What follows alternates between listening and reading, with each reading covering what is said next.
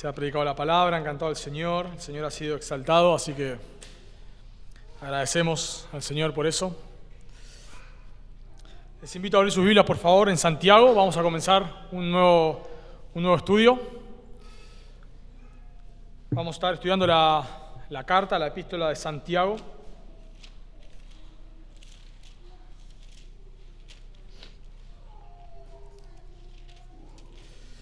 Santiago, capítulo 1.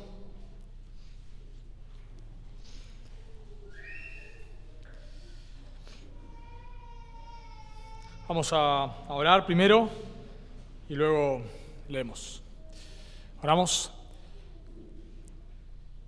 Señor, queremos darte gracias por un domingo más en el cual podemos congregarnos y escuchar tu palabra, podemos adorarte, Señor, podemos cantarte, podemos tener comunión unos con otros. Qué precioso, Dios, este privilegio que tú nos permites tener. Queremos realmente, Señor, que tú nos ayudes en este momento, nos ayudes con las distracciones, con nuestra mente, con nuestro corazón.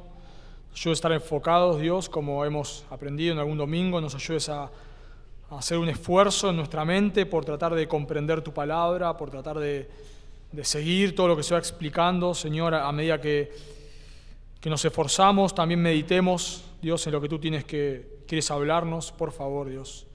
Y ruego que tu Espíritu Santo nos ilumine. Necesitamos la iluminación, necesitamos la guía de tu Espíritu, Dios. Con nuestro intelecto, con nuestra inteligencia no podemos comprender tu palabra, Dios.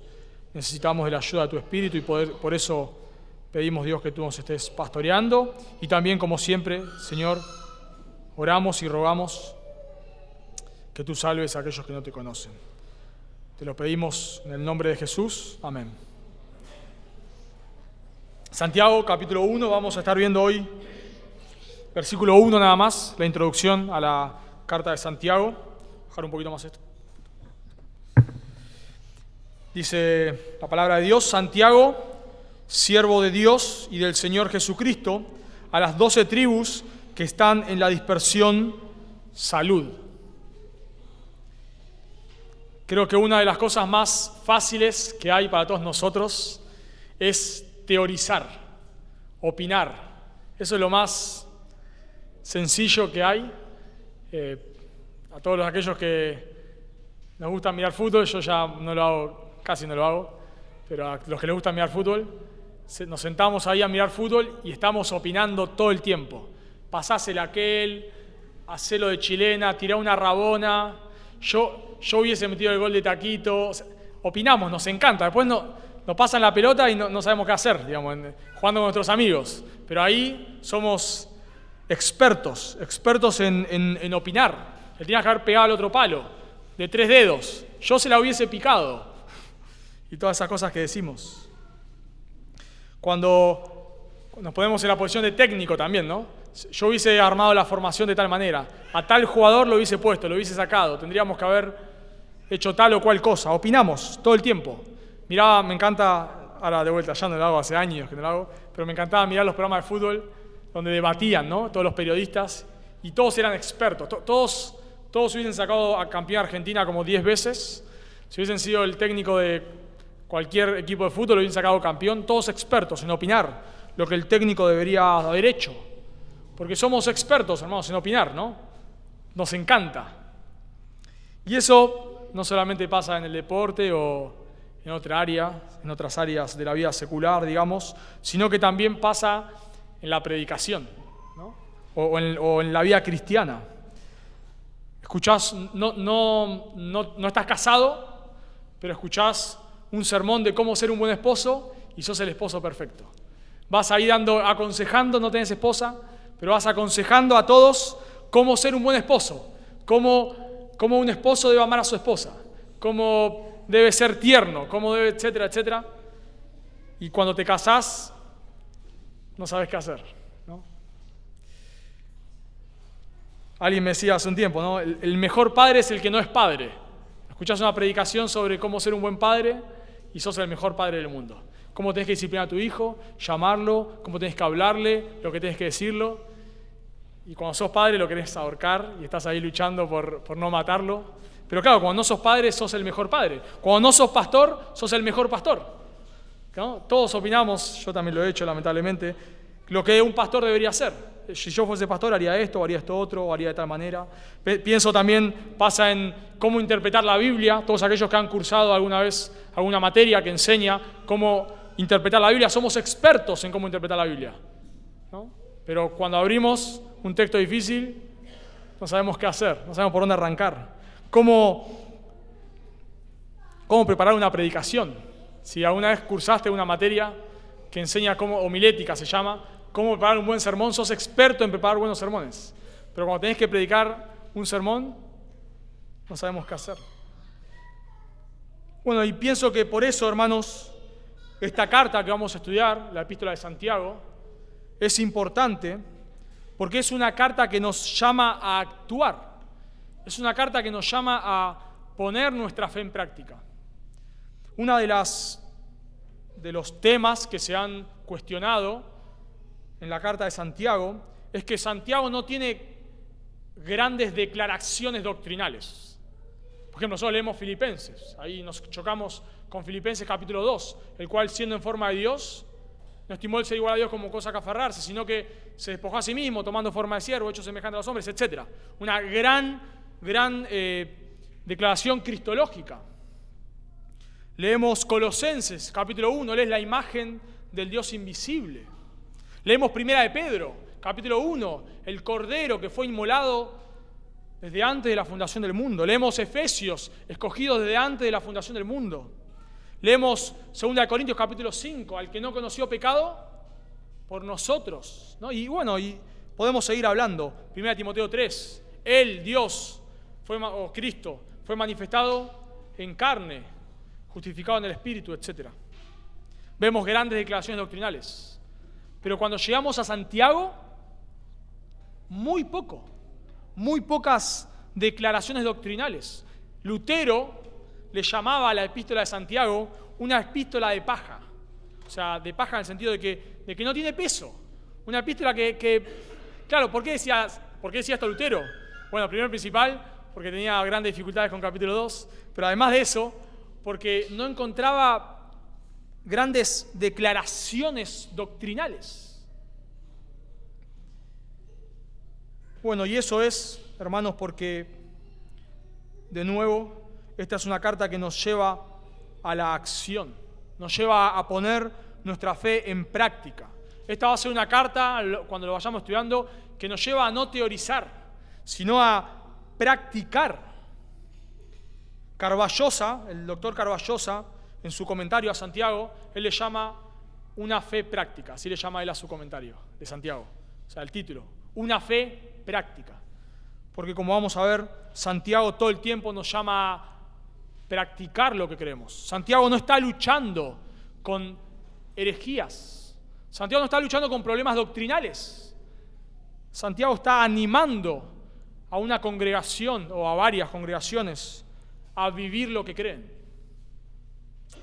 Por eso vamos a ver en esta tarde un panorama, eso es lo que vamos a ver ahora, un panorama de la carta, de la epístola de Santiago que nos va a ayudar a comprender su contenido. Así que vamos a hacer hoy como el trabajo de campo que nos va a allanar el camino para lo que vendrán en los próximos sermones. Así que vamos a ver un panorama, y para ver este panorama de la carta, para ver su contenido de manera global, vamos a ver dos puntos. Vamos a ver este sermón en 2 puntos. Vamos a ver en primer lugar quién es el autor y en segundo lugar quiénes son los destinatarios. ¿Quién es el autor y quiénes son los destinatarios? Y eso nos va a ayudar a comprender de manera panorámica. Hoy vamos a volar en helicóptero por arriba de la epístola de Santiago y a entender, no nos vamos a meter en cada detalle, pero vamos a entender un poquito de qué se trata esta carta, de qué habla. Así que vamos a comenzar primero viendo quién es el autor. Noten, ahí se presenta claramente Santiago, siervo de Dios y del Señor Jesucristo. Bueno, ¿quién es este Santiago? En realidad, la palabra ahí no es Santiago, es Jacobo. Sabemos que las traducciones latinas a Santiago, a Jacobo le pusieron Santiago, el nombre es Jacobo, y cuando nosotros pensamos en Jacobo, ¿qué es lo primero que viene a nuestra mente? O a mi mente, quizás lo primero que pensamos es en Jacobo, el hermano de quién? El hermano de Juan, claro. Eso es lo primero que pensamos. Decimos, bueno, habrá sido este Santiago, porque no se presenta, no dice más que esto. Tampoco tenemos pistas a lo largo de la carta. ¿Será que será Jacobo, el hermano de Juan? Nosotros sabemos que Jesús tenía 12 discípulos, o sea, varios discípulos, 12 apóstoles, pero él no invirtió la misma cantidad de tiempo en todos. Él invirtió específicamente en tres, bien. Pedro es uno, muy bien. Pedro, Juan y Santiago, muy bien, y Jacobo. Por ejemplo, leemos en Mateo 17:1, leemos, 6 días después, Jesús tomó a Pedro, Jacobo y Juan, su hermano, y los llevó aparte a un monte alto, y se transfiguró delante de ellos. Cuando Jesús estaba orando ahí en Getsemaní, dice en Mateo 26:37, tomando a Pedro y a los 2 hijos de Zebedeo. ¿Quiénes son estos 2 hijos? Jacobo y Juan. Cuando él resucita a la hija de Jairo, dice en Marcos 5:37, y no permitió que le siguiese nadie, sino Pedro, Jacobo y Juan. Y claro, nosotros leemos, Juan escribió 4 porciones del Nuevo Testamento. Tenemos el Evangelio de Juan, 1, 2, 3 de Juan y Apocalipsis. 5 serían, 5. Pedro escribió 1 y 2 de Pedro. Bueno, entonces sería lógico que Jacobo, si pensamos de vuelta en este grupo de 3, sería lógico que si Juan escribió bastante el Nuevo Testamento, Pedro escribió el Nuevo Testamento, Jacobo haya escrito el Nuevo Testamento. Pero no es probable que sea Jacobo, porque Jacobo es el primer apóstol en morir. Hechos 12:1 nos dice, en aquel mismo tiempo el rey Herodes echó mano a algunos de la iglesia para matarlos y mató a espada a Jacobo, hermano de Juan. Así que Jacobo, el apóstol, no puede ser, el hermano de Juan, no puede ser, porque él murió muy temprano en la historia de la iglesia, en el año 44. El segundo candidato para Jacobo, el otro Jacobo que vemos, es Jacobo el hijo de Alfeo, que también es un apóstol.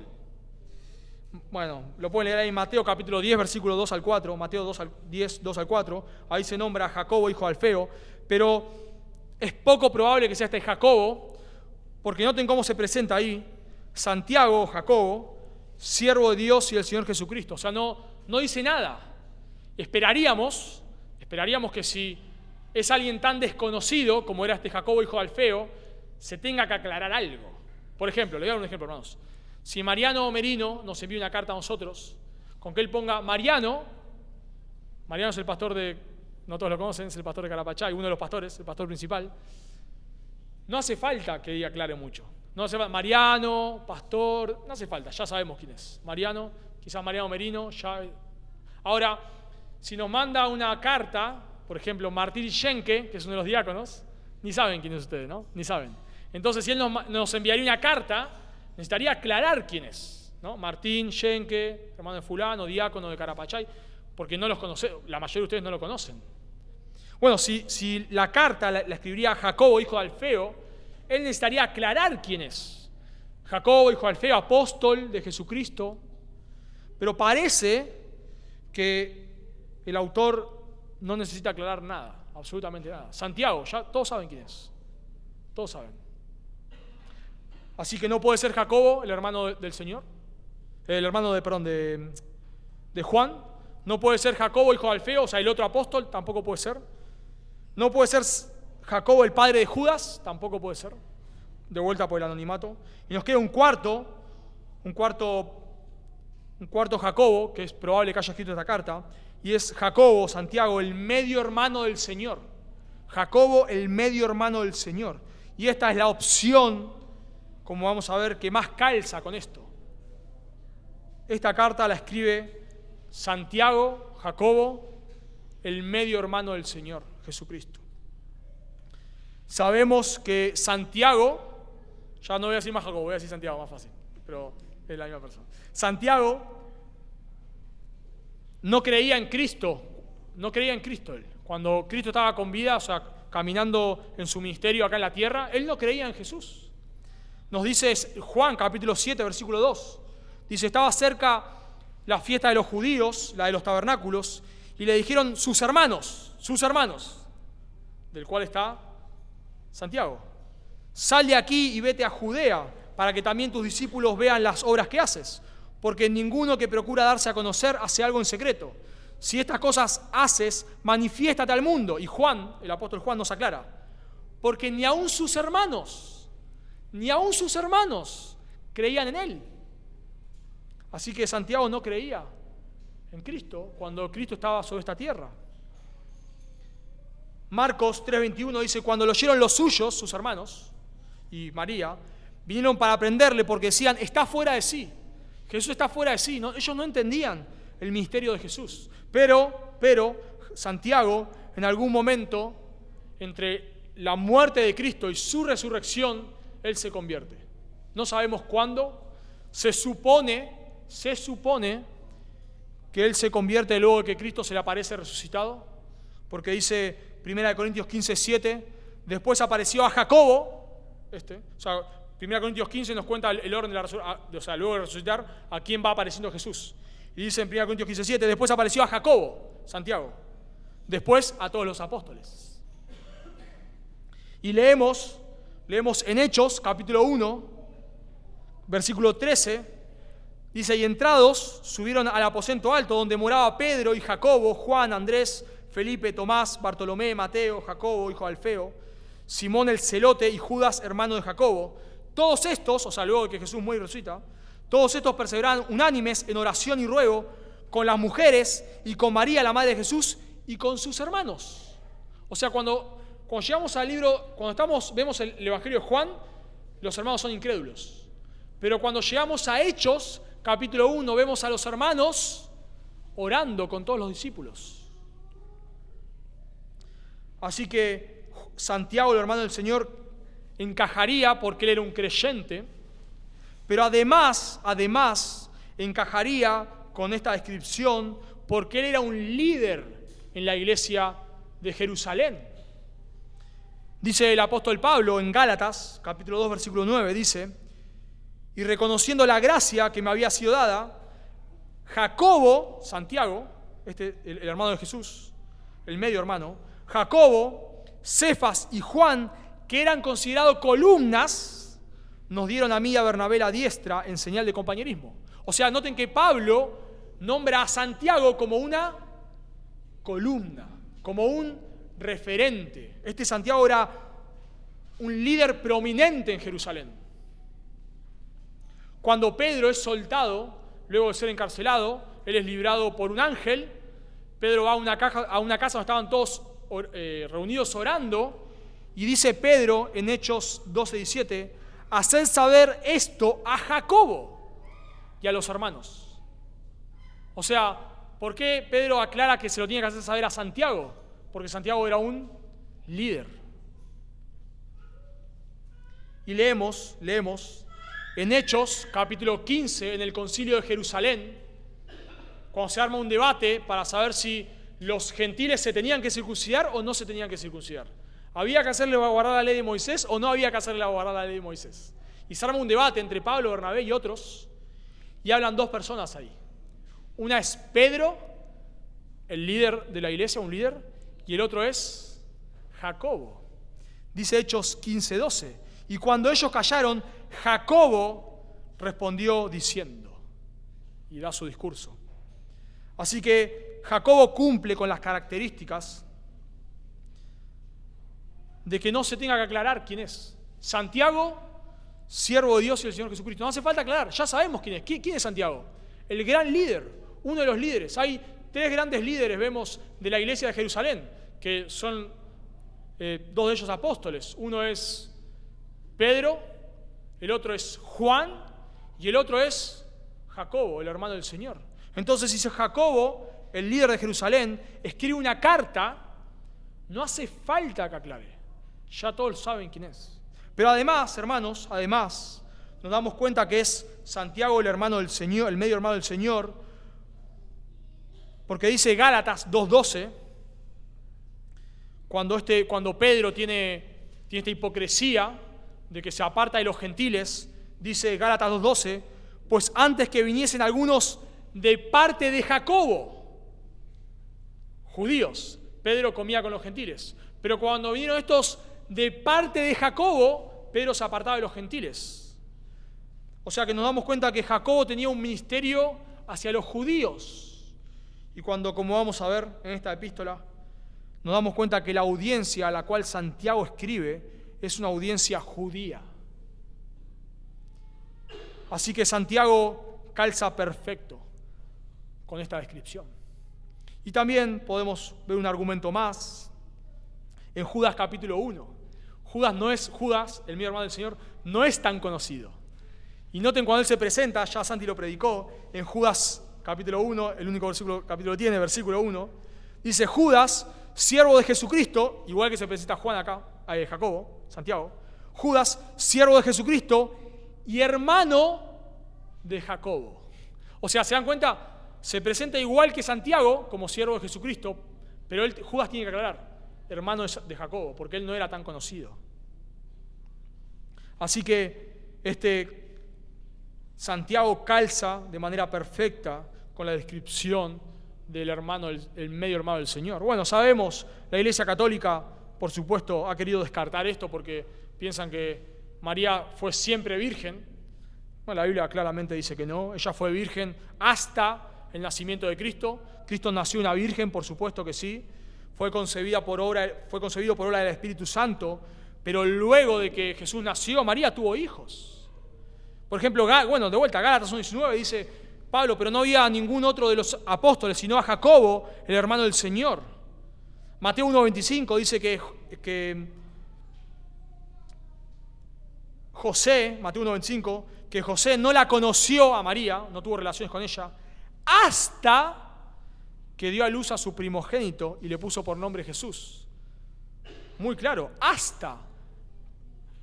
José no la conoció hasta un momento. ¿Qué momento?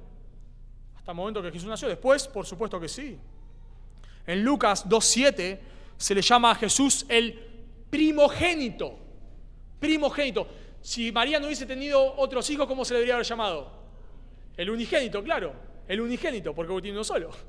Pero se le llama el primogénito. Bueno, como ya leímos en Juan 7 y etcétera, nos damos cuenta que María, luego de que Jesús nace, él tiene hijos con José, y uno de ellos es Santiago. ¿Y por qué es lindo, hermanos, pensar en todo esto? Porque noten cómo se presenta Santiago. Esto es lo único que sabemos de él en toda la epístola.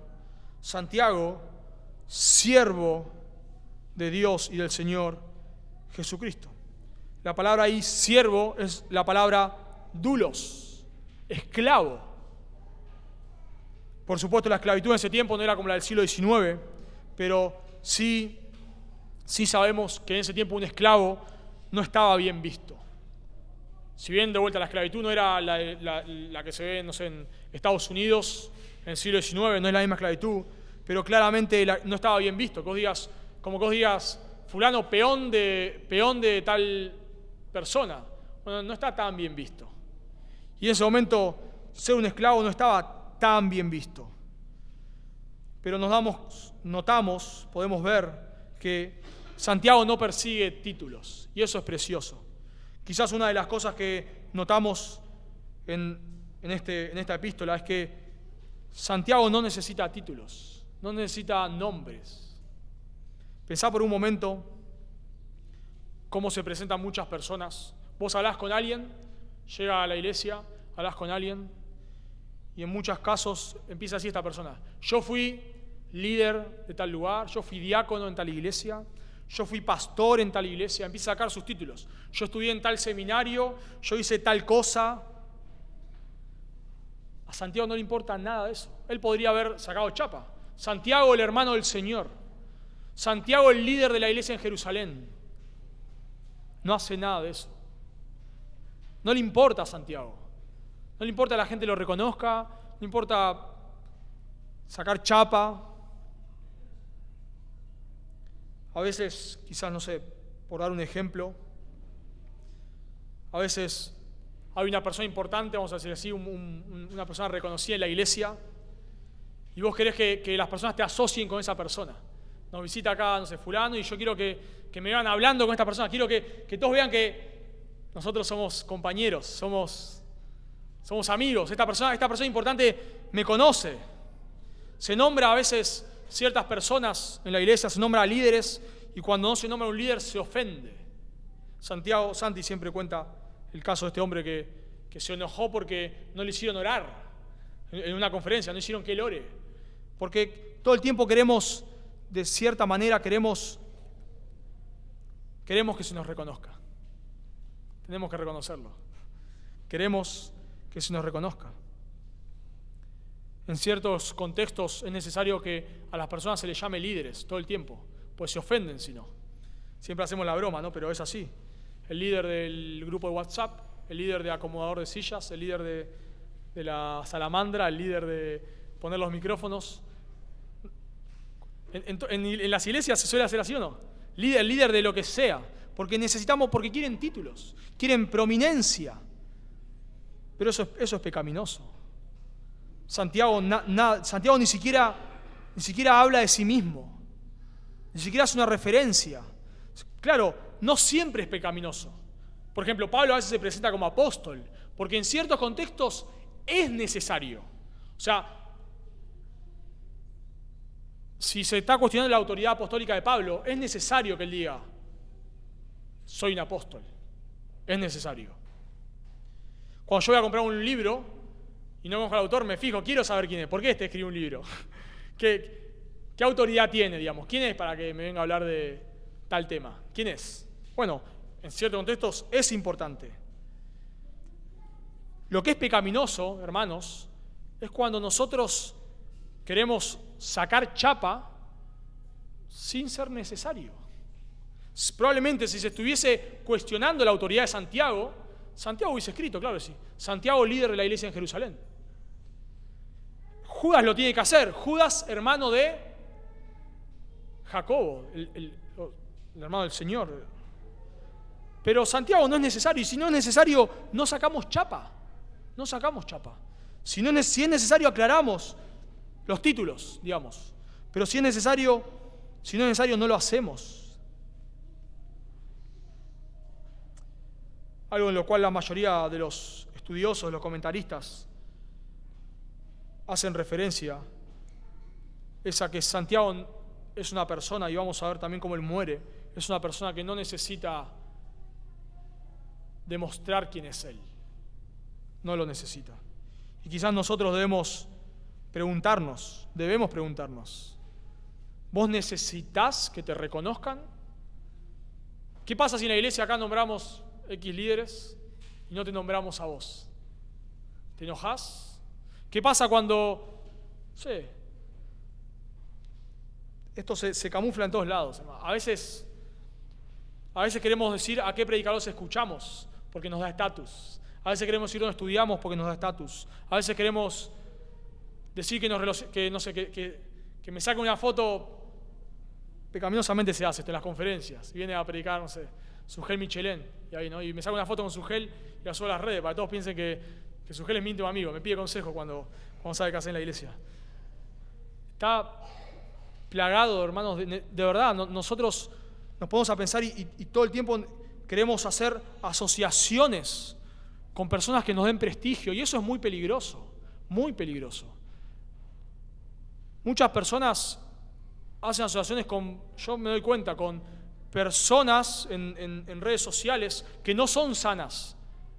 Me doy cuenta, no son sanas. Yo a esa persona no lo invitaría a predicar a mi iglesia. A mi iglesia no, a la iglesia del Señor, pero la iglesia donde pastoreo se entiende. Pero ¿por qué lo hacen? Porque te da prestigio. Quizá esta persona no me cierra mucho, pero lo invito a predicar a mi iglesia porque imagínense que acá predica fulano de tal. Eso me va a dar chapa, me va a dar prestigio. Bueno, en Santiago no vemos nada de eso, no le importan los títulos. Pienso aún, hermanos, nosotros tenemos que tener cuidado. Pensaba en esto, oraba, meditaba, quizás como una aplicación un poco secundaria, pero tenemos que tener cuidado a la hora de relacionarnos con personas, a la hora de buscar incluso amistades en la fe, lo que sea. tenemos que ver cuál es nuestra motivación. Si yo me voy a relacionar con tal persona, pienso otras iglesias, ¿por qué lo hago? ¿Por qué lo hago? ¿Es porque esta relación me va a bendecir espiritualmente? ¿Porque este hermano o esta hermana su vida me va a bendecir? ¿Su piedad me va a bendecir? ¿O porque me va a dar prestigio? ¿Por qué lo hacemos?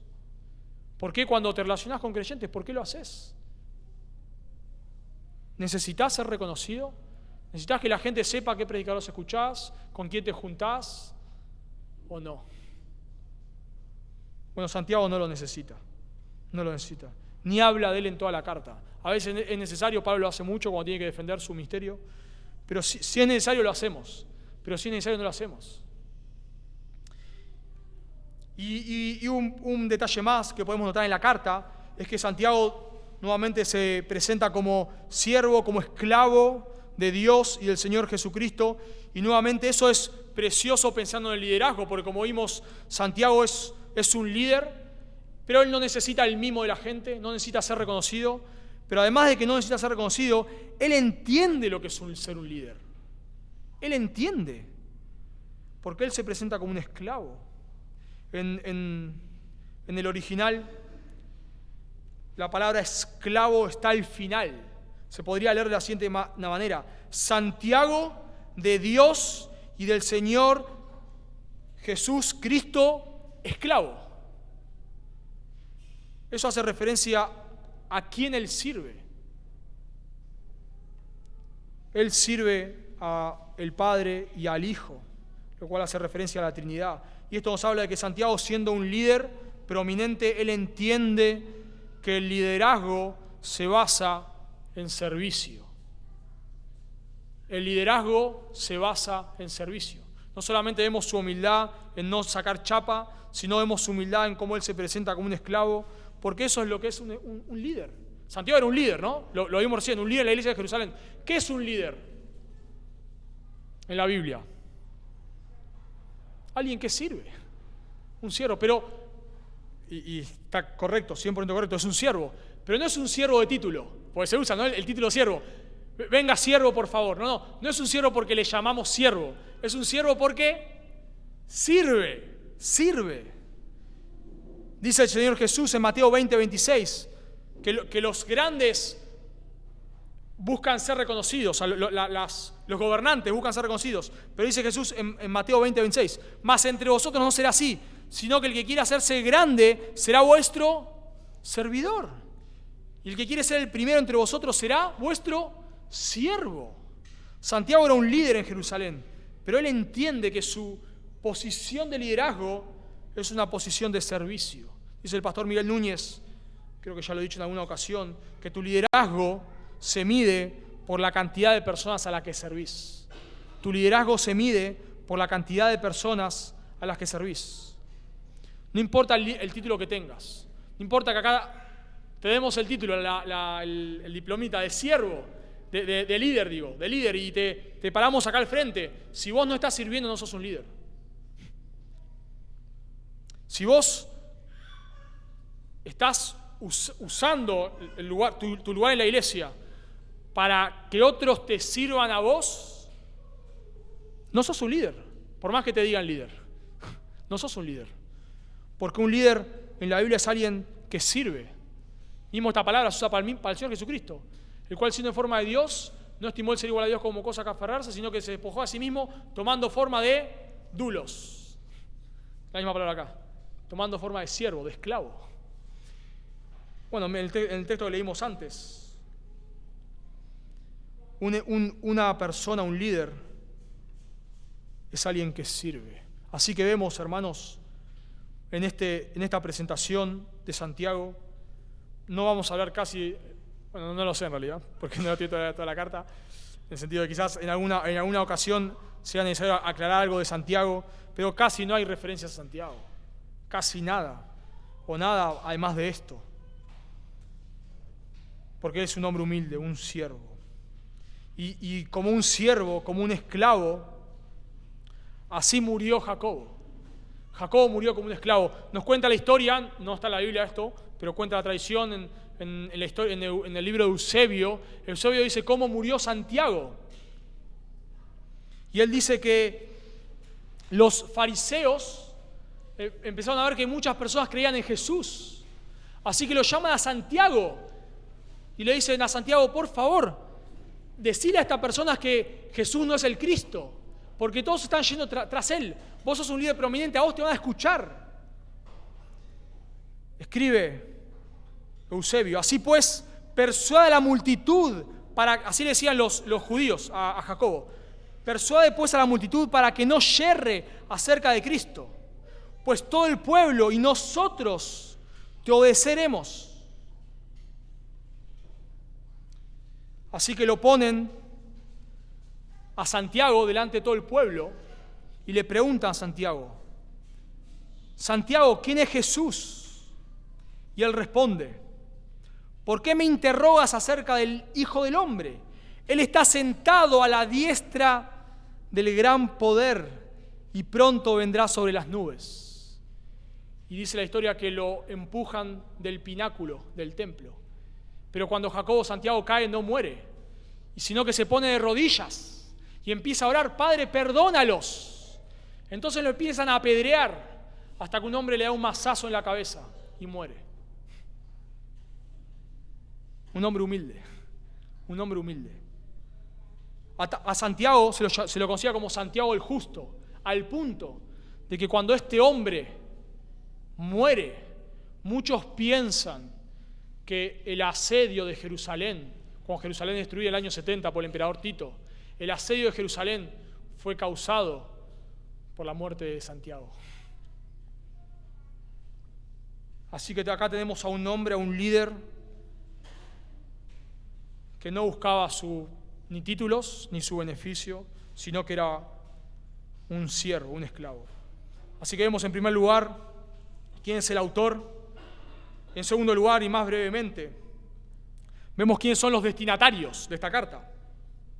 Bueno, el texto lo aclara. A las 12 tribus que están en la dispersión, salud. Bueno, ¿quiénes son estas 12 tribus? Bueno, algunos piensan que es una referencia a la iglesia. O sea, como que se entiende este 12 tribus de manera alegórica, como a la iglesia. Bueno, y muchos lo toman de Primera de Pedro, capítulo 1, versículo 1. Dice el apóstol Pedro, apóstol de Jesucristo, a los expatriados en la dispersión, en la diáspora, la misma palabra de acá, en el Ponto, Galacia, Capadocia, Asia y Bitinia. Dicen, bueno, si Pedro le escribió a los que están en la dispersión, y le escribió, muchos dicen mayormente a gentiles, bueno, es lógico que Santiago le haya nombrado las 12 tribus como la iglesia de manera simbólica. Bueno, pienso que no es correcto. En la Biblia hay símbolos y hay figuras. Jesús dice, yo soy la puerta. Bueno, entendemos que Jesús no es una puerta. Hay un simbolismo ahí. Yo soy el camino. Bueno, entendemos que hay un símbolo ahí. Pero siempre que podamos entender la Escritura de manera literal, siempre le damos prioridad a la interpretación literal.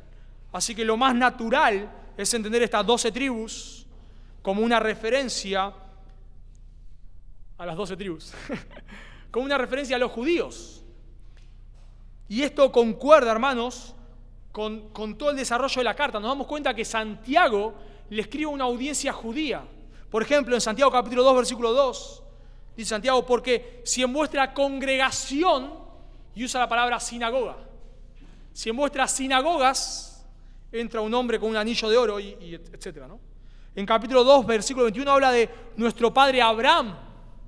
Santiago nombra, en su carta, nombra las condiciones de Palestina. Habla en capítulo 5, versículo 7, de la lluvia temprana y la tardía. Habla del calor abrasador. Habla en capítulo 3, versículo 12, de higos, aceitunas, uvas, de la agricultura, a lo cual los judíos se dedicaban. Para el infierno usa la palabra Gehenna, que era una palabra que usaban los judíos. Así que Santiago le está escribiendo a una audiencia judía, pero no a una iglesia particular. Luego de la muerte de Santiago, el apóstol, el hermano de Juan, el hermano de Juan, los judíos, por Herodes, los judíos fueron dispersados de Jerusalén. Tuvieron que huir muchos, no todos, muchos de ellos huyeron de Jerusalén. Así que estos judíos, en el año más o menos 44, se encontraban dispersos por todo Jerusalén. Y estaban pasando, aparentemente, opresiones. No hay algo particular, o sea, no vemos que en toda la epístola no vamos a ver que se nombran personas particulares, como Pablo en Filipenses, ruego a Evodia y a Síntique, muy puntual. Vemos en la carta de Pablo, en muchas de sus cartas, cosas muy puntuales. Pero acá vemos que Santiago no escribe a una iglesia, sino escribe a una audiencia judía. Estas personas, estos judíos, fueron dispersados y estaban pasando por pruebas, por grandes pruebas. Y Santiago, como su pastor, como el pastor mayormente de una audiencia judía, Santiago como su pastor está preocupado por estas personas. Y por eso vemos que, si bien no vemos una audiencia particular, sí vamos a notar en la epístola de Santiago temas que se van repitiendo una y otra vez. Vemos temas como el sufrimiento. Santiago habla mucho de las pruebas, porque aparentemente estas personas dejaron sus tierras, fueron dispersados por otro lado y ahora estaban sirviendo como siervos de otros y estaban siendo oprimidos por los ricos. Lo vemos, por ejemplo, en Santiago capítulo 1, si quieren leer ahí, capítulo 1, versículo 2. Dice Santiago: hermanos míos, tened por sumo gozo cuando os halléis en diversas pruebas. Santiago 1:12, bienaventurado el varón que soporta la tentación, la palabra tentación es prueba, porque cuando haya resistido la prueba, cuando cierra su carta, Santiago está hablando de las pruebas. Santiago 5:7, hermanos, tened paciencia en las pruebas, ¿no? Dice, hermanos, tened paciencia hasta la venida del Señor. O sea, la idea es de tener paciencia en las pruebas hasta la venida del Señor. Así que vemos que estos hermanos dispersados por fuera de Palestina tuvieron que dejar sus tierras y ellos están siendo oprimidos. Y aparentemente esta opresión los está llevando a ellos a no vivir el cristianismo, a bajar la guardia. Nos pasa a todos nosotros, ¿no? Estamos pasando por pruebas y a veces decimos, ya está, yo ya no quiero vivir más para el Señor. Esto cuesta mucho, esto es muy caro, tiene un alto precio. Y aparentemente estas personas empezaron a querer buscar prestigio en la iglesia. Por eso Santiago le dice que no se hagan maestros, muchos de ellos. Aparentemente estas diferencias, estas pruebas que estas personas estaban pasando, empezaron a traer conflicto entre los hermanos. Leemos ahí en capítulo 3, versículo 14. Pero si tenéis celos amargos y contención en vuestro corazón, no os jactéis ni mintáis contra la verdad. Estas personas, las pruebas los llevaron a ellos a empezar a pelear entre ellos. Quizás algunos de estos judíos prosperaron económicamente. O sea, fueron dispersados, pero prosperaron y empezaron a sofocar a otros judíos que no había cristianos, ¿no? Judíos cristianos estamos hablando siempre. A otros judíos cristianos que no prosperaron. Leemos en capítulo 4, versículo 1, ¿de dónde vienen las guerras y los pleitos entre vosotros? Así que todas estas luchas, estas peleas, esta murmuración que se generaba entre ellos, lleva a Santiago a escribir esta carta y a decirle, hermanos, en medio de las pruebas que están pasando y las dificultades, ustedes deben someterse al señorío de Cristo. Y esto concuerda con lo que dijimos antes. Concuerda con que la carta no tenga tantas referencias doctrinales. Porque el problema de estos hermanos no era un problema doctrinal, era un problema vivencial. Estos hermanos no tenían problemas con entender la deidad de Cristo, la deidad del Espíritu Santo, no tenían problemas con entender la segunda venida, no tenían problemas con los dones, no tenían problemas con eso. No era un problema doctrinal, era un problema de vida. Por eso podemos resumir quizás el capítulo central, algunos piensan, o el versículo central, capítulo 2, versículo 17. Capítulo 2, versículo 17. Así también la fe, si no tiene obras, está muerta. Ese es el lema de la carta. Por eso Carballosa le puso una fe en acción. La fe, si no tiene obras, está muerta. Debemos ser, dice el capítulo, debemos ser hacedores de la palabra, no tan solamente oidores engañándonos a nosotros mismos. Debemos usar la lengua con sabiduría. No debemos hacernos amigos del mundo. La carta de Santiago tiene la particularidad de que tiene un imperativo, casi creo que no me acuerdo ahora exactamente la cifra, pero casi un imperativo cada 2 versículos. Eso nos hace ver que Santiago está preocupado con que ellos vivan.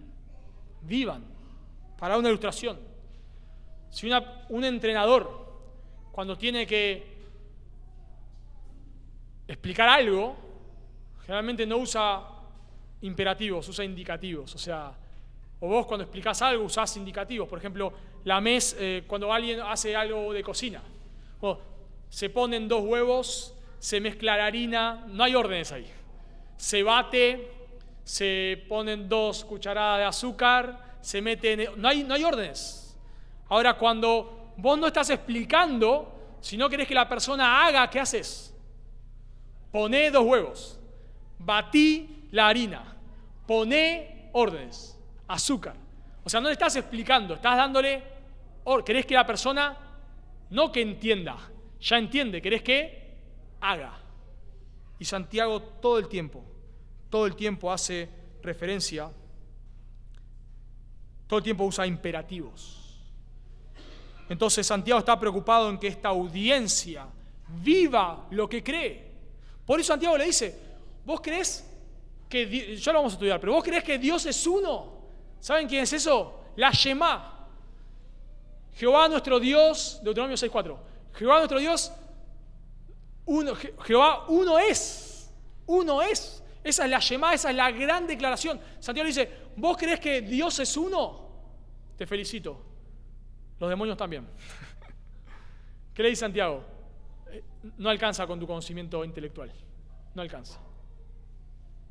La fe que salva, ya lo vamos a ver.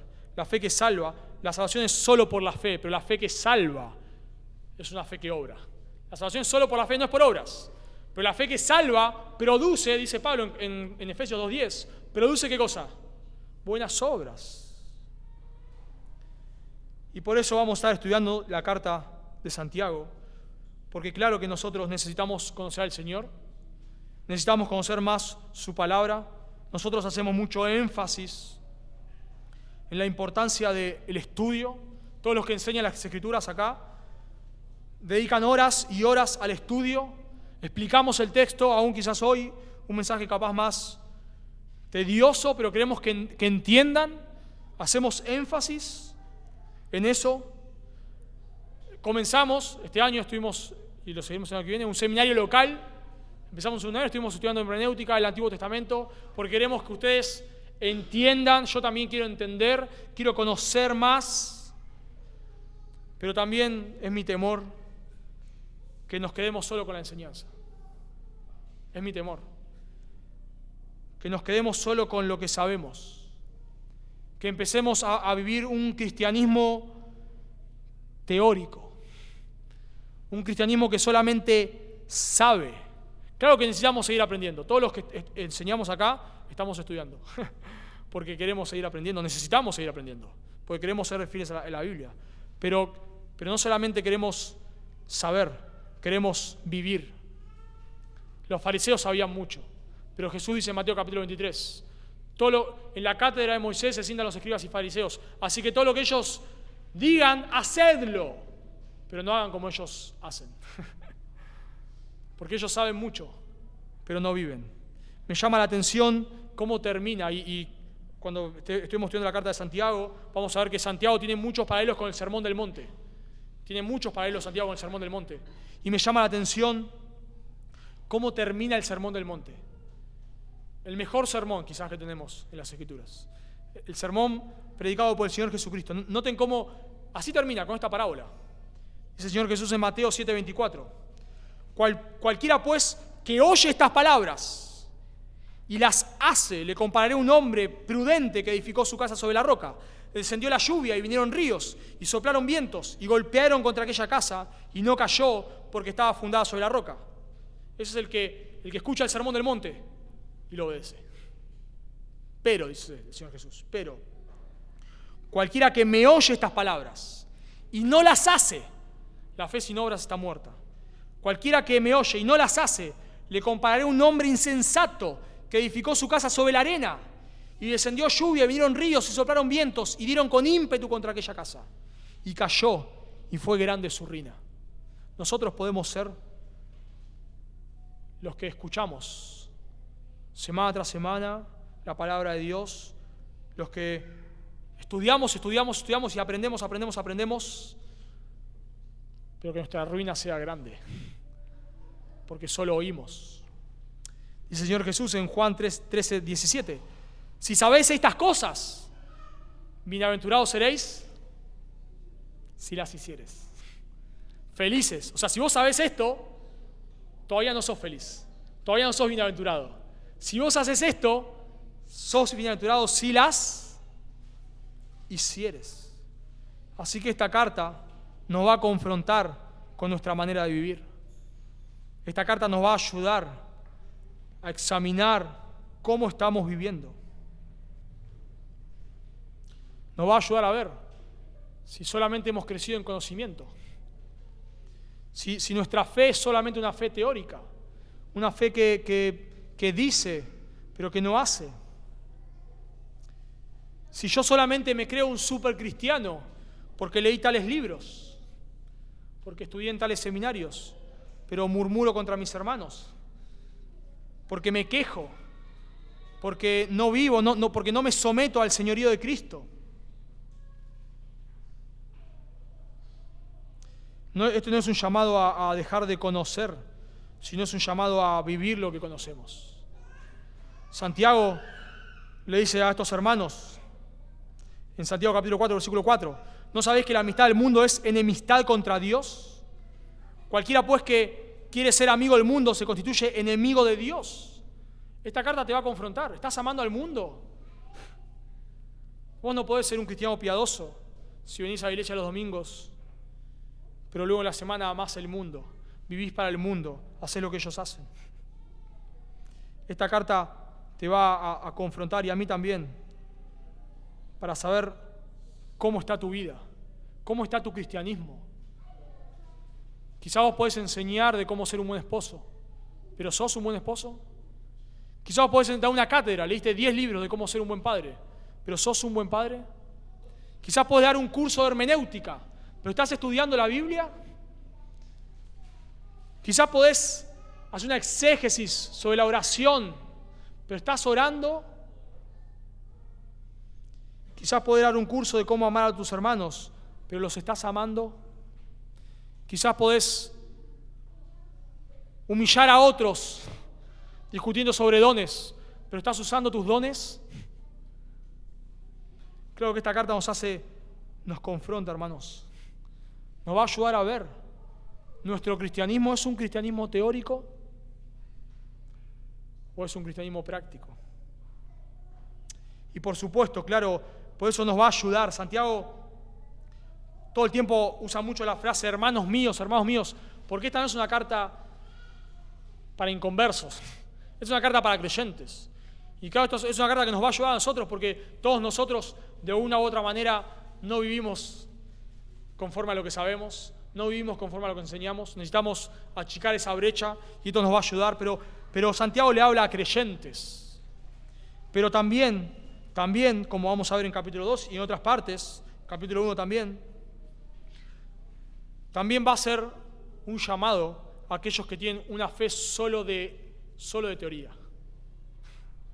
O sea, Santiago va a confrontar a aquellas personas que entienden el Evangelio, lo comprenden a la perfección, pueden predicarlo a otros, pero nunca han venido a Cristo en arrepentimiento y fe.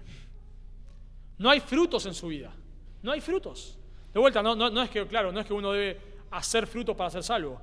El fruto justamente es la evidencia de que ya soy salvo, de que he puesto mi fe en Cristo. Pero Santiago va a confrontar a aquellos que tienen una fe solo teórica. Y quizás es tu caso. Quizás vos entendés que Jesús es Dios. Quizás vos entendés que la única manera de ser salvo, lo entendés porque tantas veces lo hemos dicho. Quizás lo has escuchado cientos de veces, entendés que Jesús es Dios, entendés que Él se hizo hombre para morir por nuestros pecados. Me imagino y lo sé, que si le preguntamos a nuestros hijos que están acá, la mayoría de ellos lo sabe esto. Lo sabe. Hasta yo acá me le digo, ¿qué tenemos que hacer para ser salvos? Arrepentirnos de nuestros pecados y creer en Jesús, dice. Claro que lo sabe. Y yo sé que todos los chicos, niños acá de la edad de Cami también lo saben. Si le tomamos una lección, ellos lo saben. Pero el punto no es saber. El punto no es saber. El punto es que vos hayas entregado tu vida al Señor. El punto es que vos hayas visto a Cristo como tu único y suficiente Salvador. Ese es el punto. Si tu fe es solo una fe teórica, no es una fe que salva. Por eso Santiago te va a llamar al arrepentimiento y a la fe.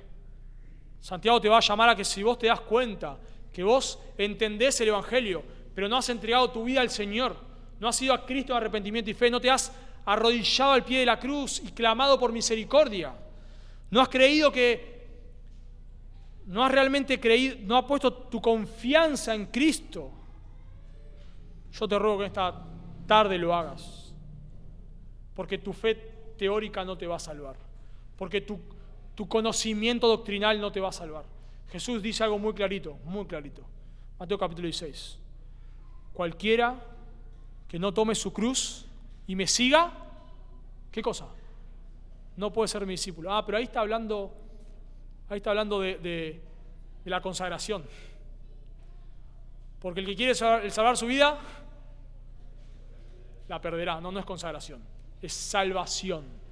Cualquiera que quiere salvar su vida, la perderá. Pero todo aquel que pierda su vida por causa de mí, la hallará. Ese es el Evangelio. El Evangelio te llama a volverte de tus pecados a Cristo, a aborrecer tu vida para seguirlo a Él. Eso es el arrepentimiento, hermanos. No es una obra, no es que tenés que hacer cosas, no es una listita para cumplir. Es que te vuelvas a Cristo de arrepentimiento y fe.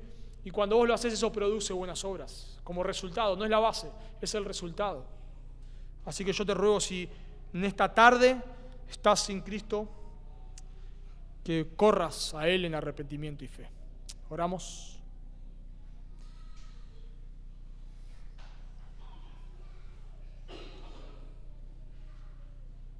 Señor, queremos agradecerte por permitirnos comenzar un nuevo estudio de una nueva carta. Gracias, Señor, por todo lo que nos has permitido estudiar y aprender. Y rogamos de tu ayuda en el estudio de esta carta. Te necesitamos. Por favor, Dios, que al estudiar esta carta no sea una carta más que pasó, una serie más que ha pasado, sino que tú transformes nuestras vidas, Dios. Que cuando terminemos de estudiar la epístola de Santiago, si tú así lo permites, que nuestra vida sea transformada, Señor. Que seamos más como Cristo. Que hayamos crecido en santidad. Por favor, Dios, santifica a tu iglesia por medio de la predicación de esta epístola. Salva a pecadores, Dios, que cuando terminemos esta epístola haya personas que quizás hoy no te conocen, pero que sí lo hagan cuando terminemos de predicar, Señor. Que hayan visto a Cristo como su único y suficiente Salvador. Hayan entendido que por sus pecados no pueden salvarse y hayan corrido a la cruz. Que sus obras no pueden salvarlo. Que por sus pecados merecen la condenación. Pero que Cristo satisfizo la ira del Padre. Tu ira, por favor. Te ruego, Dios, que a través de esta serie de predicaciones tú salves pecadores, tú nos edifiques, Dios. Por favor, Señor. No queremos terminar una epístola con un conocimiento doctrinal nada más. Si así es, no se ha cumplido el propósito, Dios. Por favor, ayúdanos, Dios. No queremos ser una iglesia teórica. Queremos una iglesia que te conoce, por supuesto, pero que vive a la luz de tu palabra. Ayúdanos, Dios. Por favor, ayúdanos. Te lo pedimos en el nombre de Jesús y para tu gloria. Amén.